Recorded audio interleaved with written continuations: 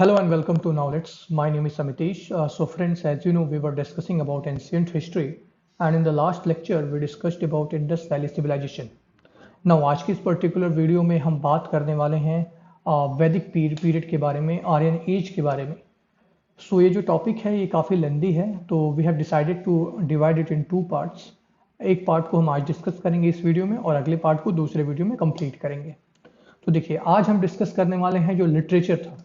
जैसे कि आर्यन एज के बारे में हमें जानकारी कहाँ से मिलती है, तो ऑब्वियसली हमें वेदास के थ्रू ही जानकारी मिलती है, क्योंकि ऋग्वेद जो था वो सबसे पुराना एंशिएंट टेक्स्ट मानते हैं, उसे संस्कृत टेक्स्ट मानते हैं, जो सबसे पुराना है। इससे पहले का कोई लिटरेचर हमारे पास नहीं है।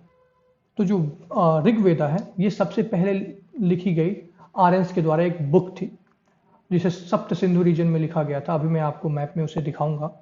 तो आज के इस पर्टिकुलर वीडियो में हम वेदास के बारे में बात करेंगे, जिसमें ऋग्वेद, सामवेद, यजुर्वेद और अथर्ववेद के बारे में डिस्कस करेंगे। उसके बाद हम देखेंगे कि जो वेदास के पार्ट हैं कितने पार्ट्स में डिवाइडेड हैं वेदास, ब्राह्मणा, आरण्यका, संहिता और फिर उपनिषद। फिर उसके बाद हम देखेंगे स्मृति टेक्स्ट के बारे में। स्मृति, यहाँ दो वर्ड आता है, स्मृति और श्रुति। तो जो आपके वेद हैं वो श्रुति टेक्स्ट हैं। श्रुति मीन्स क्या हुआ? सुना जाने वाला। मतलब आपके पिता ने आपको कुछ चीज़ें सुनाई, आपने अपने पुत्र को कुछ चीज़ें या पुत्री को कुछ चीज़ें सुनाई। तो ये जो सुनने के बेसिस पे जो क्रोनोलॉजी चलती है, जो बुक्स लिखी जाती हैं, उन्हें श्रुति बोलते हैं। और स्मृति मीन्स, सपोज करो आपके पिता को कुछ चीज़ें याद है बट अभी वो चीज़ लिखी नहीं जा रही, बट कुछ टाइम पीरियड बाद आप एक बुक लिखते हो, तो आप अपने पिता से पूछोगे कि क्या कुछ आपको याद है जो आपके पिता ने बताया होगा या फिर उनके पिता ने बताया होगा। तो जो चीज़ें उन्हें याद रही हैं, जो उन्होंने याद कर रखा है, उसके बेसिस पे अगर जो बुक लिखी जाती है उसे स्मृति टेक्स्ट बोलते हैं। तो आइए डिस्कस करते हैं। सबसे पहले वेदास हैं क्या बेसिकली। तो देखिए, वेदा जो है वो, वेद जो है वो विड वर्ड, संस्कृत का विड वर्ड है, उससे बना हुआ है। उसका मतलब होता है टू नो, मतलब तू जानकारी प्राप्त करना। देखिए, वेदा को अपौरुषीय भी बोला गया है। अब अपौरुषीय मीन्स व्हाट? तो अपौरुषीय means the thing which was written by the God itself. मतलब गॉड ने खुद इसे लिखा हुआ है, किसी एक मनुष्य ने इसे नहीं लिखा हुआ है। Basically seeking divinity from the god. So अपौरुषीय मीन्स बेसिकली यही होता है कि जिससे किसी मनुष्य ने ना लिखा। Now Vedas got the status of shruti. तो इन्हें श्रुति की स्टेटस मिली हुई है। जैसे कि मैंने आपको बताया कि ये सुनने के बेसिस पे लिखे गए हैं, लोग एक दूसरे को सुनाते गए हैं और उससे आगे चीजें बढ़ती गई हैं और कुछ टाइम पीरियड बाद उसे लिखा गया है। बेसिकली इसका मतलब ये हुआ कि जो ऋग्वेदा था, जो सबसे पहले आर्यंस इंडिया में आए 1500 बीसी के ऑलमोस्ट, तो सप्त सिंधु रीजन में रिसाइड हुए थे। सप्त सिंधु रीजन मीन्स आज का जो हमारा थार मरुस्थल का जो रीजन है, फिर आपका पाकिस्तान में जो स्वात वैली हो गई, इधर ऊपर अफगानिस्तान का ये जो रीजन है जहाँ पे इंडस और इसकी ट्रिब्यूटरीज बहती हैं, और उस टाइम पीरियड में सरस्वती नदी भी बहती थी। तो ये जो रीजन था इसे सप्त सिंधु मीन्स 7 नदियाँ। तो इंडस और उसकी ट्रिब्यूटरीज और 2 नदियाँ और उनको मिला के इन्हें सप्त सिंधु रीजन बोला गया। मैं आपको मैप पे एक बार दिखा देता हूँ। ये देखिए, ये रहा आपका सप्त सिंधु रीजन, यहाँ तक है। सप्त सिंधु रीजन में ही सबसे पहले आर्यंस आके रिजाइड किए थे, और यहाँ पे उन्होंने अलग अलग तरह के हैम्स में मंत्रों को उच्चारण किया था। मंत्रों का उच्चारण, उन्हीं मंत्रों से बना है ऋग्वेद आपका। तो देखिए, वेद हैं जो 4 पार्ट्स के हैं और उनके खुद के 4 पार्ट हैं। देखिए, जो 4 वेदास हैं वो Rigveda, collection of hymns; Samaveda, collection of song mostly taken from Rigveda; Yajurveda है कलेक्शन ऑफ सेक्रीफाइसल फॉर्मूला; और अथर्ववेद है collection of spells and charms. अभी हम इसके बारे में डिटेल में डिस्कस करेंगे, तो चलिए स्टार्ट करते हैं। उसके पहले ये देख लेते हैं कि जो वैदिक लिटरेचर, जैसे कि मैंने आपको बताया कि स्मृति और श्रुति में डिवाइडेड है। तो श्रुति में है आपके वेदास, ब्राह्मणा, आरण्यका और उपनिषद, और स्मृति में आपके वेदांगा, सतदर्शना, पुराना, इतिहास, इपिक्स मीन्स महाभारत और रामायण, और भी हैं। तो इसके बारे में हम डिटेल में डिस्कस करते हैं। तो सबसे पहले हम देख लेते हैं ऋग्वेद के बारे में। तो देखिए, जो ऋग्वेद है इसमें टोटल 1028 आपके मंत्र हैं, और ये जो पूरा ऋग्वेद है वो 10 मंडल में डिवाइडेड है, 10 पार्ट्स में डिवाइडेड है। और ये सप्त सिंधु रीजन, जैसे कि मैंने आपको बताया जो आपका सप्त सिंधु रीजन है, जहाँ 7 नदियों का मिलन है आप कह सकते हैं, वहाँ पे ये लिखा गया है। और बेसिकली ये जो आपका ऋग्वेद है इसको यूनेस्को द्वारा list of literature signifying world human heritage में रखा गया। That means it's got a very very crucial importance, very very imperative importance इसे मिला हुआ है। और देखिए, आर्यंस, जब हम आर्यंस के बारे में डिस्कस करेंगे तो हम देखेंगे कि आर्यंस बेसिकली आए कहाँ से, और उनके ऊपर अलग अलग थिंकर्स ने अलग अलग थ्योरी दी हुई है। तो कुछ लोग बोलते हैं कि सेंट्रल एशिया से आए थे, मैक्स म्यूलर जी ने बोला है। तो कुछ लोग बोलते हैं कि यूरोपियन कंट्री से आए हैं, विलियम जोन्स ने बोला आई थिंक। तो जो आए हैं वहां से उनका कुछ प्रूफ तो मिला होगा ना, कुछ एविडेंसेस तो मिले होंगे जिसके बेसिस पे वो लोग बोल रहे होंगे।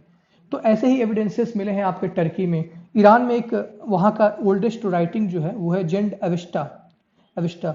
जेंड एवेस्टा जो है उसमें और ऋग्वेदा में काफ़ी सिमिलैरिटीज हैं, काफ़ी वर्ड्स, कई वर्ड्स ऐसे हैं जो दोनों में मेंशन किए गए हैं। जैसे कि सप्त सिंधु जो वर्ड है वो भी इस बुक में मेंशन किया गया है। तो ऐसा देखिए, इनसे पता चलता है कि अच्छा ये आर्यंस जो थे ये यहाँ पर भी गए हुए थे, इस रीजन में भी गए हुए थे, यहाँ पे भी उनका कुछ इन्फ्लुएंस था। ये रहा आपका ऋग्वेदा। इसके मंडल के बारे में हम डिस्कस कर लेते हैं, जो कुछ इंपॉर्टेंट मंडल हैं। तो देखिए मंडल 1 and 10 दिस कंटेन पुरुष सूक्ता विच एक्सप्लेन द 4 वर्णास। इससे क्वेश्चन पूछा गया है प्रीलिम्स में, यूपीपीएससीएस और भी स्टेट पीसीएस में, कि आपका जो वर्णा सिस्टम है वो आपके किस वेद के किस मंडल में दिया हुआ है। तो मंडल 1 और 10 जो है उसमें पुरुष सूक्ता, उसमें 4 वर्णों के बारे में डिवाइड किया, 4 वर्णों के बारे में मेंशन किया गया है। देखिए जो वर्णा थे उस टाइम पे, ऋग्वैदिक जो वर्णा है, बेसिकली वर्ण 4 वर्ण हैं, ब्राह्मण, क्षत्रिय, वैश्य और शूद्र। तो ये जो डिवीजन ऑफ वर्णा था, डिवीजन ऑफ क्लासेस था, ये देखिए ये फंक्शनल स्पेशलाइजेशन के ऊपर था। फंक्शनल स्पेशलाइजेशन मीन्स व्हाट, कि जिसकी जो कैपेसिटी हो, जिस काम को कोई परफेक्टली कर सकता हो। देखिए कि वेदा में, ऋग्वेद में एक कहानी की, एक स्टोरी का भी मेंशन किया गया है कि जैसे कि कोई एक मनुष्य है, वो बोलता है कि मेरे पिता सैनिक हैं, वो राजा के यहाँ, वो आर्य के यहाँ सैनिक में, सेना में भर्ती हैं। मेरी माता एक पुजारी हैं, पंडित हैं, जो घूम घूम पूजा पाठ करती हैं। मैं स्वयं एक शूद्र हूँ, मैं कुम्भकार हूँ, मैं कुम्हार हूँ, मैं जब मिट्टी के बर्तन बनाता हूँ। तो ये शो करता है कि किसी एक फैमिली में चारों वर्णों के लोग रह सकते हैं बेसिकली। तो इसका मतलब कि अगर आपकी कैपेसिटी है, अगर आपके पास रीजनिंग पावर है, आपके पास माइंड पावर, तो यू कैन बिकम अ ब्राह्मण। ये कोई कास्ट बेसिस पे डिवीजन नहीं था, बट आगे चल के कुछ 100 सालों बाद ये जो फंक्शनल स्पेशलाइजेशन था वो आपके बाय बर्थ स्पेशलाइजेशन हो गया, और आपके काम को छोड़ के आपके कास्ट के बेसिस पे आपका डिवीजन हो गया क्लासेस का। तो ये आगे चल के मलाइन हो गया। इसके बारे में भी हम डिस्कस करेंगे अगले वीडियोस में। तो ये हमने डिस्कस किया ऋग्वेदा के बारे में। अब हम देखते हैं सामवेद के बारे में। तो देखिए सामवेद जो है वो बेसिकली उसमें जो वर्सेस दिए गए, जो हैम्स हैं, वो बेसिकली ऋग्वेदा से लिए गए हैं। और सामवेद में इन्हें मेलोडी के फॉर्म में, जैसे कि अगर आप मंत्रों को चैंट करते हो, मंत्रों को दोहराते हो, मंत्रों को प्रोनाउंशिएट करते हो, तो वो किसी एक पर्टिकुलर रूप में करोगे ना, किसी एक पर्टिकुलर मंत्र, किसी एक पर्टिकुलर म्यूजिक के थ्रू करोगे। तो एग्जैक्टली इसी चीज को सामवेद में दर्शाया गया है, सामवेद में मेंशन किया गया है कि you need to chant these mantras through this particular melody. Now तो जैसे कि मैंने बताया इन पोएटिक फॉर्म है। And first text to deal with music, तो ये पहला टेक्स्ट है जो म्यूजिक से डील करता है, मतलब जिसमें म्यूजिक के बारे में मेंशन किया गया है। ये it is a comprehensive text related to music and first one. इसके पहले कोई बुक म्यूजिक के ऊपर लिखी नहीं गई है। फिर आता आपका संग एट सोमा। देखिए सोमा एक प्रकार का सेक्रीफाइसल सेरेमनी होती थी। जैसे सपोज करो उस समय राजा जो होते थे, आर्य जो होते थे, आर्य को, जैसे कि जिनके पास बहुत ज़्यादा लैंड है उन्हें आर्य बोला जाता था। तो जो आर्य होते थे वो अपनी ग्लोरी को, अपने आप को ग्लोरीफाई करने के लिए अलग अलग वैदिक सेक्रीफाइसेस को परफॉर्म करते थे। जैसे कि एक सेक्रीफाइस के बारे में आपको बता देता हूँ, अश्वमेध यज्ञ हो गया, जिसमें घोड़ा छोड़ा जाता था, वो जाता था जहाँ जहाँ जिस रीजन में वो उनका माना जाता था। तो ऐसा एक सेक्रीफाइस हुआ। तो उस सेक्रीफाइस पे ये सोम जो, उसे सोम बोला जाता था, सोमा एक पदार्थ का भी नाम है जिसे पिया जाता था। तो सोमा एक सेक्रीफाइस होता था जिन पे इन मंत्रों को उच्चारण किया जाता था, जिन पे इन मंत्रों को गाया जाता था। देखिए सोमवेदा कंटेन्स फेमस ध्रुपद राग जो तानसेन ने फेमस किया था, ये सोमवेद में ही मेंशन किया गया है। आप सोचिए कितना टाइम पहले ये लिखी गई हैं पुस्तकें। फिर इसका एक उपवेद है, उस उपवेद का नाम है गंधर्व वेद साइंस ऑफ म्यूजिक। तो इसे याद रखिएगा, सामवेद के उपवेद को गंधर्व वेद बोलते हैं, और ऋग्वेद के उपवेद को क्या बोलते हैं, आयुर्वेद बोलते हैं, science of health and medicine. इसे याद रखिएगा, इससे कभी कभी क्वेश्चन पूछा गया है। अब हमने डिस्कस कर लिया सामवेद के बारे में। अब हम डिस्कस करते हैं यजुर्वेद और अथर्ववेद के बारे में। तो देखिए बेसिकली यजुर्वेद जो है ना, जो अभी हमने देखा कि ऋग्वेद में हाइम्स मंत्र लिखे गए हैं और फिर उसके बाद उसी मंत्रों को सामवेद में मेलोडी के फॉर्म में दिया गया है। अब वो मंत्र स्पेसिफिकली है किस चीज के लिए? तो अगर राजा कोई सेक्रीफाइस, कोई ट्रेडिशनल परंपरा को फॉलो कर रहा है, किसी सेक्रीफाइस, मान लो किसी बलि के बकरी, सॉरी बलि का बकरा बोल रहा हूँ, सॉरी माफ करिएगा, बकरे को की बलि दे रहा है, तो उसके लिए कोई एक मंत्र होगा जिसे उच्चारण करना होता है उस टाइम पीरियड में, उस समय पे। तो उन मंत्रों को उच्चारण करने के लिए कोई एक प्रोसीजर होगा ना, कि हाँ पहले ये मंत्र उच्चारण करेंगे फिर दूसरा मंत्र उच्चारण करेंगे। तो यजुर्वेद उसी मंत्रों के परफॉर्मेंस की बात करता है कि अगर कोई सेक्रीफाइस हो रहा है तो उसको, उस सेक्रीफाइस को कैसे करेंगे, कैसे सबसे पहले इस मंत्र के थ्रू ये उच्चारण करेंगे। इस चीजों को, जैसे आपने देखा होगा कहीं पूजा होता होगा तो पहले अगरबत्ती या धूप बत्ती जलाते हैं हम, तो पहले आप ये करेंगे, फिर ये रिचुअल करेंगे, फिर ये रिचुअल करेंगे। तो बेसिकली यजुर्वेद आपके उन्हीं प्रोसीजर के बारे में आपको बताता है। और ये दो पार्ट्स में डिवाइडेड है, शुक्ल और कृष्ण यजुर्वेद। और यजुर्वेद का जो उपवेद है वो है धनुर्वेद। धनुर्वेद बोलते हैं इसके उपवेद को। ये हाइम्स रिसाइटेड बाय, यहाँ मैंने वर्ड छोड़ दिया है, ये बेसिकली ब्राह्मण होता था। तो जो उस टाइम के, जैसे मैंने आपको बताया था कि वर्ण सिस्टम में जो सबसे जो बुद्धिमान वर्ण को माना गया है वो ब्राह्मण माना गया उस टाइम पीरियड का, जो फंक्शन के बेसिस पे डिवीजन था। तो जो हाइम्स होते थे वो ब्राह्मण रिसाइट करते थे उस सेक्रीफाइसेस के टाइम पीरियड पे। नाउ ये रहा आपका यजुर्वेद। फिर हम बात करते हैं अथर्ववेद का। तो देखिए Atharvaveda is a collection of charms and spells. Charms and spells में जादू और टोना बोलते हैं ना बेसिकली, तो जादू और टोने का कलेक्शन माना गया है। जादू टोना बेसिकली किसी को बुरा ना करना, बेसिकली ये मानना कि अगर कोई शैतानी आत्मा है या फिर कुछ नेगेटिव एनर्जी है और कोई बीमारी है तो उसको दूर करने के लिए तरह तरह के जादू और टोने, चार्म्स एंड स्पेल्स को रिसाइट किया जाता था, उन्हें प्रैक्टिस किया जाता था to ward off certain evils and diseases. So इसी अथर्ववेद के ही पार्ट हैं आपके संहिता, चरक संहिता, सूत्र संहिता, जो बताते हैं कि किस बीमारी में किस पर्टिकुलर औषधि का, किस पर्टिकुलर आयुर्वेदिक औषधि का यूज करना चाहिए। तो अथर्ववेद का बेसिक काम क्या था, बेसिक मतलब क्या था, बेसिक उसमें क्या मेंशन किया गया था, वो था आपका collection of charms and spells. इसके उपवेद के बारे में बात करें तो देखिए इसे शिल्प वेद भी बोला जाता है, शिल्प वेद।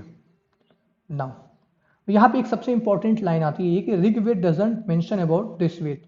तो जो ऋग्वेद लिखा गया था उसमें आपके सामवेद और यजुर्वेद के बारे में मेंशन किया गया है, बट अथर्ववेद के बारे में मेंशन नहीं किया गया है। ना इससे पता क्या चलता है, देखिए बेसिकली ये जो वेद लिखे गए हैं ये एक ही बार बैठ के लिखे नहीं गए हैं। जैसे कि मैंने बताया ये श्रुति के ऊपर लिखे गए हैं, तो कुछ हजार सालों के बीच में लिखा गया होगा इन्हें। तो एक टाइम पीरियड के बाद दूसरा लिखा गया, फिर तीसरा लिखा गया, फिर चौथा लिखा गया। और इनके अपने पार्ट्स भी हैं, जैसे कि एक वेद 4 पार्ट्स में डिवाइडेड है, तो वो पार्ट्स भी अलग अलग टाइम पीरियड पे लिखे गए हैं। जैसे कि ऋग्वेद की बात करें, ऋग्वेद में ब्राह्मणा, आरण्यका, संहिता और उपनिषद लिखे गए, तो ये अलग अलग टाइम पीरियड पे लिखे गए हैं चीजें। तो इसलिए इनके बीच में कहीं कहीं सिमिलैरिटीज भी हैं और कहीं कहीं डिससिमिलैरिटीज भी हैं। तो एग्जैक्टली यही बात मैं कहने की कोशिश कर रहा हूं कि जो ऋग्वेद है उसमें आपके अथर्ववेद के बारे में मेंशन नहीं किया गया है, बाकी सामवेद और यजुर्वेद के बारे में मेंशन किया गया है। इसका मतलब अथर्ववेद काफी टाइम बाद लिखा गया है। नाउ ये रहा आपका वेदास के बारे में। अब हम वेदा के पार्ट्स के बारे में देख लेते हैं, ब्राह्मणा, आरण्यका और उपनिषद के बारे में हम जानेंगे। तो देखिए ब्राह्मणास क्या है। ब्राह्मणास बेसिकली, जैसे कि हमने देखा ना कि ऋग्वेद में हाइम्स लिखे गए हैं, तो उन हाइम्स को एक्सप्लेन भी तो किया गया होगा। तो ब्राह्मणा जो सेक्शन था सॉरी, जो वेदास का ब्राह्मणा सेक्शन था उसमें उन्हीं हाइम्स को एक्सप्लेन किया गया है। और उसके साथ साथ अगर वो हाइम्स को, अगर उन मंत्रों को कहीं उच्चारण करना है किसी सेक्रीफाइस में, किसी एक सेरेमनी में अगर उसको उच्चारण करना है, तो उन उच्चारण के साथ साथ कौन से प्रोसीजर्स को हम फॉलो करेंगे, कौन से रूल्स दिए गए हैं उन सेक्रीफाइसेस को फॉलो करने के लिए, परस्यू करने के लिए, परफॉर्म करने के लिए, उनके बारे में भी ब्राह्मणा में लिखा गया है। नाउ ईच वेदास है सेवरल ब्राह्मणा, ये तो आपको ही पता होगा क्योंकि एक पर्टिकुलर ब्राह्मणा में सारी चीजें नहीं आ सकती। और फिर सबसे इंपॉर्टेंट जो ब्राह्मण बोलते हैं वो है ब्राह्मणा आपका शतपथ ब्राह्मणा। शतपथ ब्राह्मणा है क्या बेसिकली, तो जो शतपथ ब्राह्मणा है इसमें डिस्क्राइब किया है कि growth of kingdoms of Kosala, Kashi and Videha. आपको मैप में दिखा देता हूँ।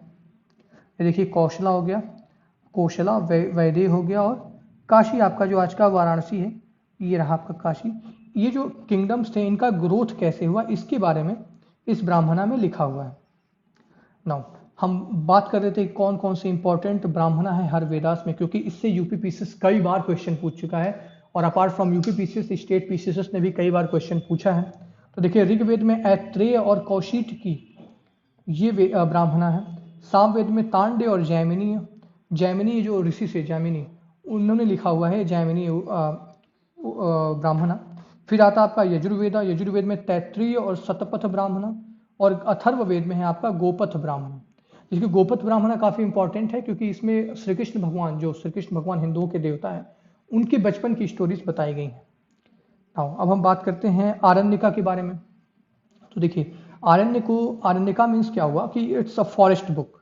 फॉरेस्ट बुक मीन्स इन्हें जंगल में लिखा गया। अब जंगल में क्यों लिखा गया, तो आपको पता होगा पहले के टाइम पीरियड में जब गुरुकुल हुआ करते थे तो लोग जब पढ़ने जाते थे उस गुरुकुल में, तो बेसिकली वो जंगलों में रहते थे। वहाँ पे गुरु अपना एक गुरुकुल बनाता था, वहाँ स्टूडेंट्स रहते थे और उन्हें वहाँ पे ज्ञान देता था स्पेसिफिकली। तो यहाँ पे ज्ञान देना मीन्स व्हाट, ज्ञान किस रूप में दिया जाता था, तो उनके लाइफ के बारे में, भगवान के बारे में। तो मोर और लेस ये एक फिलोसफिकल नेचर के होते थे, जिसमें हम रियलिटी खोजने की कोशिश करते थे कि ये लाइफ की रियलिटी क्या है, भगवान क्या है, भगवान के बारे में जानकारी प्राप्त करना, इस यूनिवर्स के बारे में जानकारी प्राप्त करना, इस नेचर के बारे में जानकारी प्राप्त करना। तो आरण्यका जो थे बेसिकली एक फिलोसफिकल टेक्स्ट माने गए हैं। बट यहाँ पे एक कॉन्ट्राडिक्टरी चीज ये आती है कि जो आरण्यका थे उन्होंने सेक्रीफाइसेस का अपोज किया है।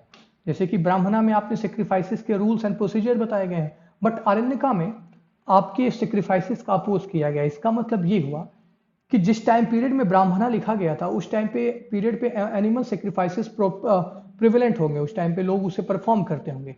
बट आगे चल के अभी जब हम गुप्ता पीरियड के बारे में पढ़ेंगे और मगधन पीरियड के बारे में पढ़ेंगे तो हम देखेंगे कि जब वहां पे वैष्णविज्म का इमरजेंस होता है तो सेक्रीफाइसेस कम होने लगते हैं। तो एग्जैक्टली आरण्यका उसी टाइम पीरियड में लिखा गया होगा जहां पे लोग सेक्रीफाइस, एनिमल सेक्रीफाइस को करना कम कर दिया होगा। इसलिए आरण्यका ने सेक्रीफाइसेस का अपोज किया है बेसिकली, और इन्होंने मेडिटेशन के ऊपर ज्यादा फोकस किया है, और यज्ञ जो परफॉर्म किए जाते थे उन्हें उनका प्रोटेस्ट किया। जैसे कि मैंने बताया यज्ञों में ही तो सेक्रीफाइसेस परफॉर्म किए जाते थे, तो इसलिए यज्ञों का इन्होंने अपोज किया है। और इन्हें कंक्लूडिंग पार्ट ऑफ ब्राह्मणा भी बोलते हैं। जैसे कि ब्राह्मणा में जो रूल्स एंड रेगुलेशन दिए गए हैं उन्हें इनमें कंक्लूड किया गया आरण्यका में। नाउ हम बात करते हैं उपनिषद के बारे में। तो देखिए उपनिषद काफी इंपॉर्टेंट है और ये भी एक फिलोसॉफिकल टेक्स्ट है। तो उपनिषद मीन्स होता ये है कि come and sit near me.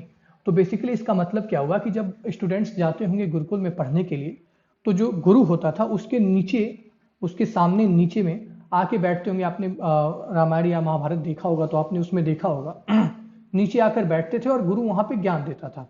तो बेसिकली गुरु यही ज्ञान देता होगा कि कैसे आपकी लाइफ क्या है, भगवान कैसे हैं, भगवान क्या है, बेसिकली हमें कैसे भगवान को प्रसन्न करना चाहिए, कैसे हमें पूजा पाठ करनी चाहिए, क्या करना चाहिए। तो बेसिकली उपनिषद भी एक फिलोसॉफिकल टेक्स्ट माना गया है जिसमें बताया गया है कि कैसे आप आत्मा और परमात्मा को कनेक्ट कर सकते हैं। जैसे कि आत्मा मीन्स आप स्वयं, और ब्रह्म मीन्स भगवान, परमात्मा। तो आप कैसे अपने आप को परमात्मा से मिला सकते हो, कैसे आप दोनों मिल सकते हो।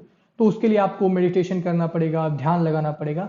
ये सब चीजें आपके उपनिषद में मेंशन की गई हैं। और जो आपके उपनिषद है वो टोटल 108 है नंबर्स में। उसमें जो छंदोग्य उपनिषद है it discuss about childhood of Krishna. तो जो छंदोग्य उपनिषद है इसमें कृष्ण भगवान के चाइल्डहुड के बारे में बताया गया है, और इसमें टाइप ऑफ मैरिजेस के बारे में भी डिस्कस किया गया है। कुछ मैरिजेस, जो कुछ प्रकार के मैरिजेस होते थे, जैसे कि एक मैरिज हो गया जिसमें आप अपने ही क्लास में मैरिज करते थे, अपने ही क्लास में शादी करते थे। दूसरे टाइप का मैरिज हो गया कि कोई एक अपर क्लास वाला किसी लोअर क्लास के, लोअर क्लास मेरा इन द सेंस की मतलब ये हुआ कि दूसरे क्लास में, जैसे कि शूद्रा, वैश्य, क्षत्रिय में अगर ब्राह्मण शादी कर रहा है, तो इस टाइप के अलग अलग बेसिकली आपके मैरिजेस के बारे में बताया गया है। तो ये चीजें ये शो करती हैं कि अब धीरे धीरे वो जो क्लास डिवीजन था वो अब हायरार्किकल होना स्टार्ट हो गया था, और ये फंक्शनल स्पेशलाइजेशन ना होके ये आपके कास्ट के बेसिस पे होना स्टार्ट हो गया था। कुछ इंपॉर्टेंट उपनिषद के बारे में बात कर लेते हैं। तो मांडुक्य उपनिषद जो है, मांडुक्य उपनिषद, इसमें सत्यमेव जयते मेंशन किया गया है, जो हमारा नेशनल एम्बलम में लिखा हुआ है सत्यमेव जयते, वो है आपका मांडुक्य उपनिषद में। इसके साथ साथ काठोपनिषद में है the dialogue between Nachiketa and Yama on concept of death. तो आपको पता होगा नचिकेत की स्टोरी आपने अपने बचपन में पढ़ी होगी, तो उसमें वो नचिकेत यम से जो यमराज लेने आते हैं प्राण, तो उनसे बात करते हैं, उनसे डेथ के बारे में जानकारी प्राप्त करते हैं। फिर ईशोपनिषद है, the deals with creation. Brihadaranyaka Upanishad है जो ट्रांसमाइग्रेशन ऑफ सोल्स की बात करता है कि एक जन्म से दूसरे जन्म कैसे होता है, कैसे सोल एक बॉडी से निकल के दूसरे बॉडी में जाती है।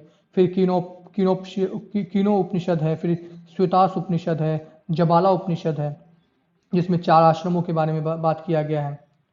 तो ये रहा आपका उपनिषद के बारे में। अब हम बात कर लेते हैं स्मृति टेक्स्ट के बारे में। स्मृति, वैसे तो स्मृति टेक्स्ट बहुत इंपॉर्टेंट नहीं है, लेकिन इसके बारे में जानकारी रहना चाहिए। तो स्मृति टेक्स्ट को मानते हैं इंड ऑफ वेदास, मतलब वेद का जो इंड पार्ट होगा सबसे अंत में इन्हें लिखा गया होगा। और this reveals the final aim of Veda. तो बेसिकली ये बात करते हैं कि वेद का फाइनल एम क्या है और वेद क्या कहना चाहते हैं, बेसिकली उनका टोटल जो कंक्लूजन है वो क्या है। देखिए इनके बारे में हमें बहुत जानकारी तो नहीं है, बट इनके अलग अलग स्कूल्स हैं, स्कूल्स ऑफ थॉट हैं जो अलग अलग लोगों ने प्रोड्यूस किए हैं, जिसके बारे में हम अभी यहाँ फोटोज में आप देख सकते हैं कि जैसे अद्वैत है, विशिष्ट द्वैत है। अद्वैत को आदि शंकरा और गुरु गौड़पाला ने लिखा हुआ है, इस्टेब्लिश किया। द्वैत हो गया माधवाचार्य ने, द्वैत अद्वैत हो गया निम्बार्क ने, शुद्ध द्वैत हो गया वल्लभा। तो इस तरह से ये जो स्कूल्स हैं और उनके प्रोफाउंडर्स हैं, इनसे कभी कभी क्वेश्चन पूछ लिया जाता है, तो आप इन्हें याद कर सकते हो, कोशिश करिएगा याद करने के लिए। एक बार देख लोगे तो आपको याद हो जाएंगी ये चीज़ें। फिर इसके बाद आता है आपका वेदांगास। तो बेसिकली वेदांगास मतलब वेद के अंग, लिम्स ऑफ वेदास। तो देखिए लोगों ने आगे चल के वेदों से रिलेटेड कुछ चीज़ें लिखना शुरू की, वेदों से जुड़ी हुई कुछ अपनी एक टेक्स्ट लिख दिया, अपनी एक बुक लिख दिया और उसको वेदों से अटैच कर दिया। तो बेसिकली ये स्मृति नहीं है, ये सूत्रास माने गए। सूत्र मीन्स कुछ लिखते हो आप, कुछ पैराग्राफ लिखते हो, जैसे कल्पसूत्रा हो गया, चरक संहिता या चरक सूत्रा हो गया। तो सूत्र मीन्स एक अपना एक बुक हुआ किसी एक पर्टिकुलर आदमी का, वो वेदों से रिलेटेड है तो उसे लिख दिया और उसे वेद के अंग बना दिया कि ये वेदांग है। तो कुछ जो इंपॉर्टेंट है वो हो गया आपका कल्पसूत्रा, तो बेसिस ऑफ इंडियन लॉ, धर्मशास्त्र, सुल्व शास्त्र, सुश्रुत शास्त्र जैसे कि मैंने आपको बताया अभी, ज्योतिष सूत्र हो गया। फिर व्याकरण सूत्र, आपको ये संस्कृत व्याकरण पाणिनि ने जो लिखा था। निरुक्त सूत्र हो गया, study of origin of words. फिर हो गया आपका छंद सूत्र, द रिलेटेड टू रिसाइटेशन। तो बेसिकली सूत्रा, ये जो कुछ इंपॉर्टेंट सूत्र हैं इन्हें भी आप याद करने की कोशिश करिएगा। यूपी पीसीएस और अदर स्टेट पीसीएस में भी इससे क्वेश्चन पूछे गए हैं। तो ये रहे आपके वेदांगास। फिर हम बात करते हैं पुराणास के बारे में। तो देखिए पुराना मीन्स होता है ओल्ड, तो उसी बेसिस पे लिखा गया है पुराणास। और देखिए जो पुराण लिखे गए वो काफी लंबे टाइम पीरियड के बाद लिखे गए हैं, ऑलमोस्ट 400 to 600 बीसी के ऑलमोस्ट लिखे गए। 600 बीसी से लेके आपके 400 एडी तक के बीच में ये सारी चीजें लिखी गई हैं। देखिए 18 पुराण हैं और उन 18 पुराणों के अपने सब डिवीजन जो हुआ है उसमें 18 महापुराण भी मेंशन किए गए हैं। तो ये 18 जो महापुराण है वो 5 भागों में डिवाइडेड है। आपका सर्ग, प्रतिसर्ग, मनवंतर, सूर्य वंशा और वंशानुचरितम, ये जो 5 भाग है, इनसे इस स्पेसिफिकली जो महापुराण के 5 भाग हैं इससे क्वेश्चन पूछा गया है, तो इसे याद रखिएगा। ये कोई बहुत ज़्यादा इंपॉर्टेंट नहीं है 18 पुराण के नाम याद रखना, क्योंकि इनसे कभी क्वेश्चन नहीं पूछा जाएगा। बट ये जो 5 भाग हैं महापुराणों के, इनसे क्वेश्चन पूछा गया, तो इन्हें ध्यान रखिएगा। और भी बात कर लेते हैं। तो पुराणा जो थे वो बेसिकली हिंदू रिलीजन से अटैच्ड हैं, और जैसे कि मैंने आपको बताया कि ये टोटल 18 हैं और सब डिवाइडेड इनटू 18 महापुराणास। तो ये रहे आपके श्रुति और स्मृति टेक्स्ट। तो आई होप आपको सारी चीज़ें समझ में आई होंगी। तो आज के इस पर्टिकुलर लेक्चर में हम बस यहीं तक रखते हैं, जिसमें हमने पूरे वैदिक लिटरेचर के बारे में डिस्कस किया। आई होप आपको सारी चीज़ें एकदम क्लियरली समझ में आई होंगी। ये जो टॉपिक है इसमें रटने वाली चीज़ें ज़्यादा हैं, तो आपको याद रखनी पड़ेंगी। So that's it for today. Thank you so much for listening me. Have a very good day.